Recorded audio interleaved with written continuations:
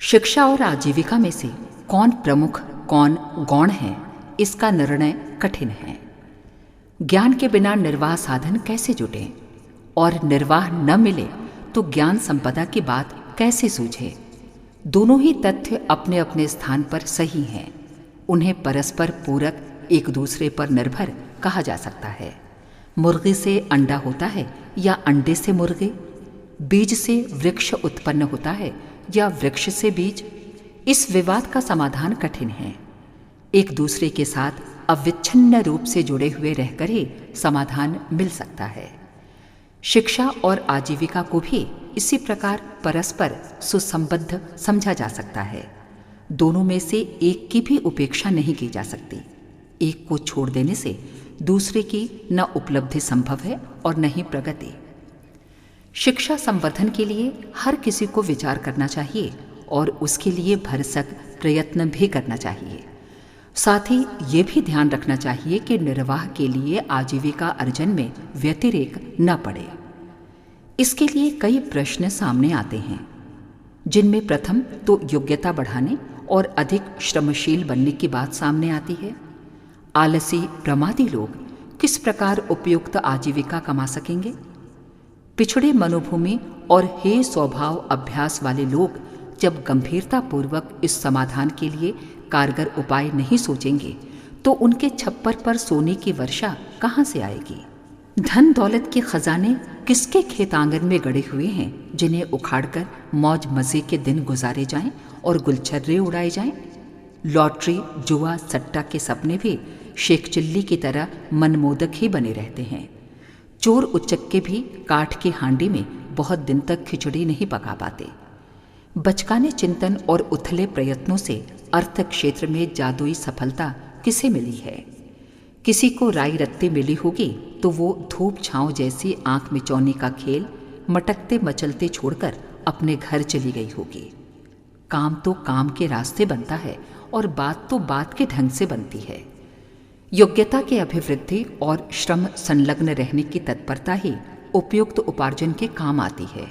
अपव्ययी, दुर्व्यसनी, ठाठ बाट वाले रंगीले लोग शान बनाते और शेखी बघारते फिरते हैं, पर उस सूखी हंसी से बनता ही क्या है? आजीविका न हो तो फिजूल खर्ची की रंगीली पतंगबाजी कितनी देर काम आती है। श्रम पूर्वक उपार्जन और एक एक पाई का सदुपयोग करने वाली दूरदर्शिता ही संपन्नता को जन्म देती है। इस राजमार्ग को छोड़कर जो झाड़ियों वाली पगडंडियों पर कदम बढ़ाते हैं, वे उस चतुरता में घाटा ही उठाते हैं। हथेली पर सरसों कहाँ जमती है? इसके लिए किसान जैसी कर्मठता अपनानी पड़ती है। आजीविका की स्थिर और समुचित व्यवस्था के लिए मनुष्य को बुद्धिमत्ता, प्रतिभा और तत्परता का समन्वय सुनियोजन करना पड़ता है। इसके बिना संतोष और सम्मान प्रदान करने वाली स्थिर आजीविका की व्यवस्था बनती ही नहीं। इन सद्प्रवृत्तियों के अपनाने में जो जितनी तत्परता पूर्वक संलग्न हैं, उन्हें आर्थिक क्षेत्र की तंगी से छुटकारा पाने का अवसर उसी अनुपात में मिलता है। रावण जैसी तृष्णा को अपनाने का प्रसंग दूसरा है। हिरण्याक्षों से लेकर सिकंदरों जैसे प्रतापियों को वैभव की महत्वाकांक्षा पूरी करने का अवसर न मिला तो सामान्य जनों की बात ही क्या है। सामान्यों में भी वे जो योग्यता, श्रमशीलता एवं वित्तव्ययिता की उपेक्षा करते हैं, इतने पर भी धन कुबेर बनने की सोचते हैं, उन्हें मनुष्य के रूप में एक जीता जागता आश्चर्य ही कहा जा सकता है। आश्चर्य तो आश्चर्य ही है। कौतुक कौतूहल से विनोद मनोरंजन तो हो सकता है, पर उस आधार पर समस्याओं के समाधान कहाँ निकलते हैं?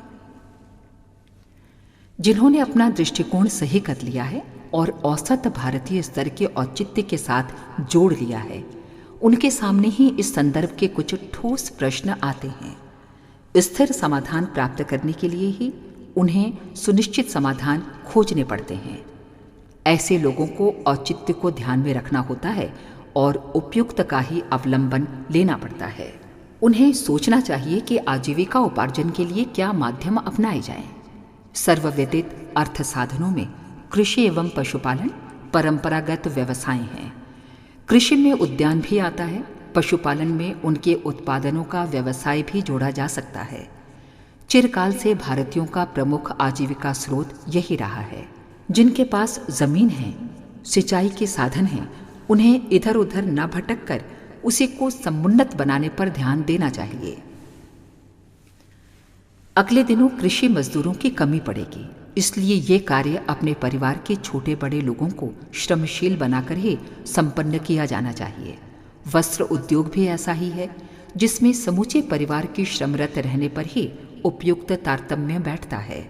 मालिक हुक्म चलाएं और मजदूर कमा कमा कर खिलाएं। इस दृष्टि से न खेती सफल हो सकती है, न ही बागवानी और न ही वस्त्र निर्माण कार्य में सफलता मिल सकती है। श्रम संकट अब दिन प्रतिदिन गहरा होगा, इसलिए नहीं कि सभी को रोजगार मिल गया और किसी को श्रम उपार्जन की आवश्यकता नहीं रही, वरन इसलिए कि हर व्यक्ति हल्के काम चाहता है, मेहनत से जी चुराता है और अधिकाधिक पाने के लिए कुचक्र रचने में ही माथा खपाता रहता है। ऐसे मजदूरों की कमाई पर किसी को गुजारा चलाने की इच्छा हो तो उसे निराश रहना और घाटा उठाना पड़ेगा। लाखों करोड़ों की लागत से खड़े होने वाले बड़े कारखानों और बड़े व्यवसायों की बात दूसरी है।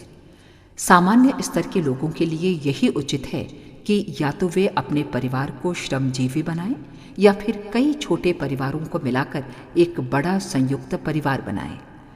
पिछले दिनों इन उद्योगों के आधार पर आजीविका उपार्जित करने वाले प्रायः बड़े ही परिवार बनाया करते थे। उसी में उनकी स्थिरता और प्रगति रहती थी।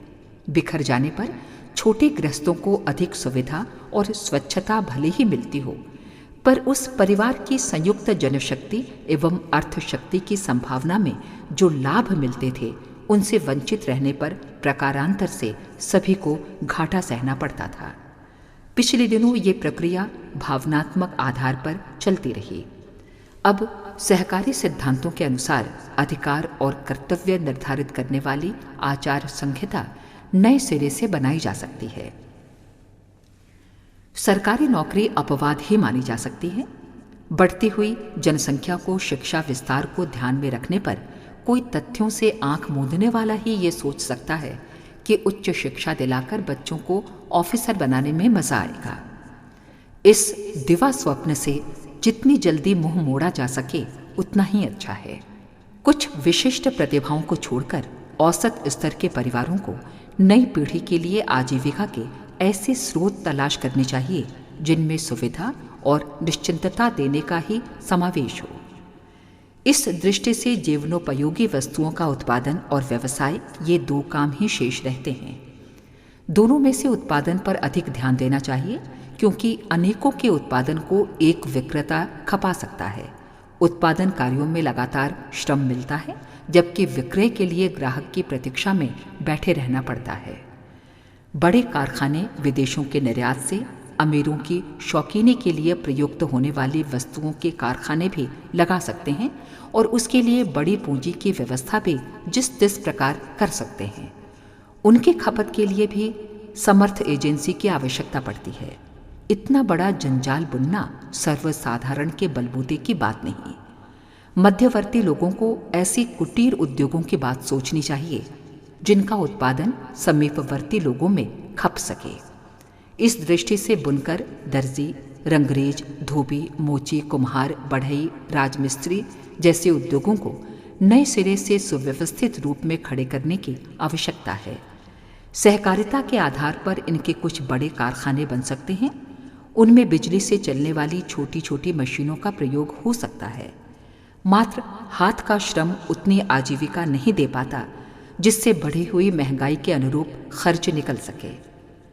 अगले दिनों श्रमिक मजदूरों का भी वेतन बढ़ेगा। वे आज जितने सस्ते नहीं मिलेंगे।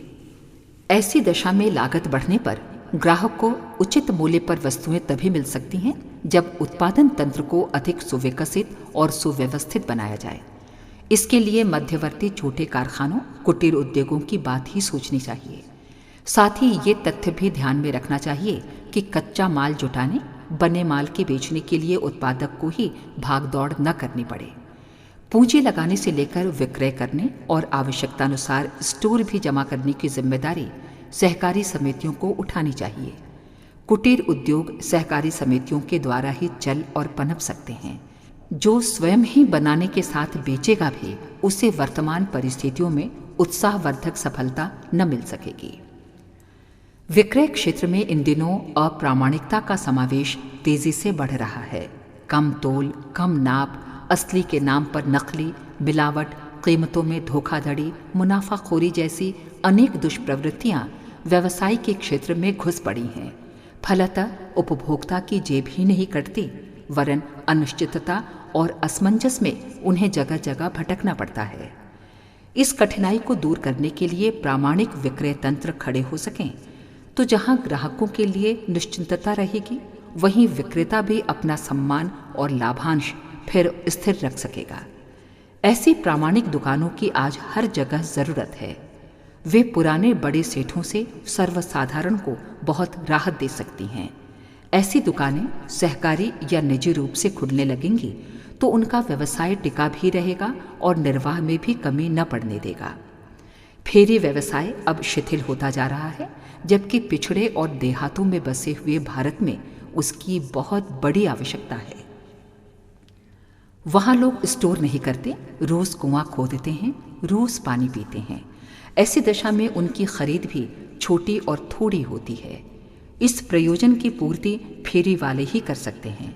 सिर पर, पीठ पर न सही, साइकिलों, ढकेल गाड़ियों के द्वारा ये काम अभी भी किया जा सकता है।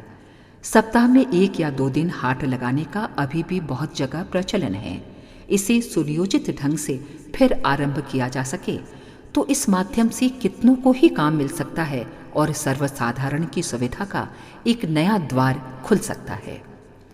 शहर से गांवों को, गांवों से शहरों को माल ढोने के लिए पशु वाहनों का नए सिरे से नया सिलसिला चल सकता है। गधे, खच्चर, बैल, ऊंट, बैलगाड़ियों के पुराने साधन ही इन क्षेत्रों की आवश्यकताएं पूरी कर सकते हैं जहां पक्की सड़कें अभी तक नहीं पहुंची हैं। पेट्रोल, डीजल की इन दिनों तंगी पड़ रही है। इन्हें दूसरे अधिक महत्वपूर्ण कार्यों के लिए सुरक्षित रखकर देहाती क्षेत्रों में पशु वाहनों का उपयोग चल पड़े तो उनकी वृद्धि से गोबर खाद तथा गोबर गैस जैसे नए आधार खड़े करने में मदद मिल सकती है। दूध, घी, मक्खन, छाछ का व्यवसाय बढ़ाने की अपने देश में बहुत बड़ी गुंजाइश है। गुंजाइश तो मधुमक्खी पालन की भी कम नहीं है। हाट बाजार, प्रदर्शनी समीपवर्ती क्षेत्रों के लिए और मिलें बड़े क्षेत्रों में व्यावसायिक आदान प्रदान करने के लिए बड़े उपयोगी सिद्ध हो सकते हैं।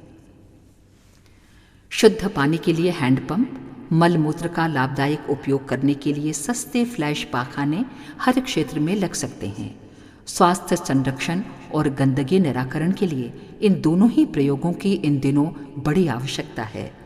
इस कार्य को देहाती क्षेत्र का असाधारण एवं अभिनव उद्योग कहा जा सकता है। बढ़ती आबादी की आवश्यकताओं को ध्यान में रखते हुए कितने ही नए काम उत्पन्न किए तथा बढ़ाए जा सकते हैं। सस्ते और स्थानीय सामग्री से बन सकने वाले खिलौनों का अपना अलग ही क्षेत्र है। अब उसे प्लास्टिक उद्योग हड़पता जा रहा है। इससे वापस लौटाने की आवश्यकता है। जिस प्रकार सरकारी नौकरियों से शिक्षा को विरत करने की आवश्यकता है, उसी प्रकार आजीविका के लिए शहरों की ओर भागने की प्रवृत्ति रोकी जानी चाहिए।